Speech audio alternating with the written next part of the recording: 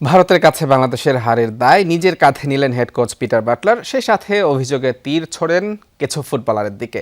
অনুশীলনে দেরি করে আসার পাশাপাশি জানান খেলায় উন্নতি না করার ইচ্ছার কথা। এদিকে চাপ থেকে মুক্ত রাখতে ভারত ম্যাচে আফিদাকে বিশ্রাম দেওয়ার কথা জানান বাংলাদেশের হেড কোচ।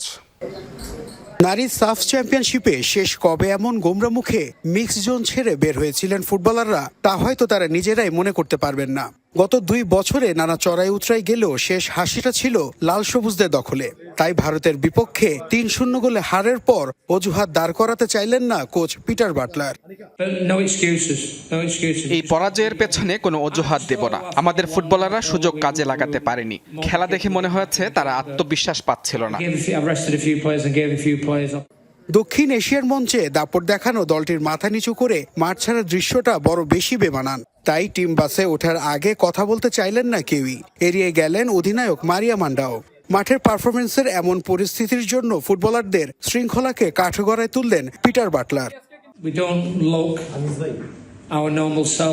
ফুটবলারদের অনেকেই পরিশ্রম করতে চায় না, নিজেদের খেলার উন্নতিও করতে চায় না তারা। একটা ধাপ থেকে আরেকটা ধাপে যেতে হলে পরিশ্রমের বিকল্প নেই। ভারতের বিপক্ষে গুরুত্বপূর্ণ ম্যাচে মাঠে ছিলেন না সাবেক অধিনায়ক আফিদা খন্দকার। চাপ মুক্ত রাখতে এই ডিফেন্ডারকে বিশ্রাম দেওয়ার কথা জানান বাটলার। আফিদা দারুণ ফুটবলার। চাপ কমাতে ভারতের বিপক্ষে তাকে খেলানো হয়নি। আশা করি পরের ম্যাচে সে ফিরবে।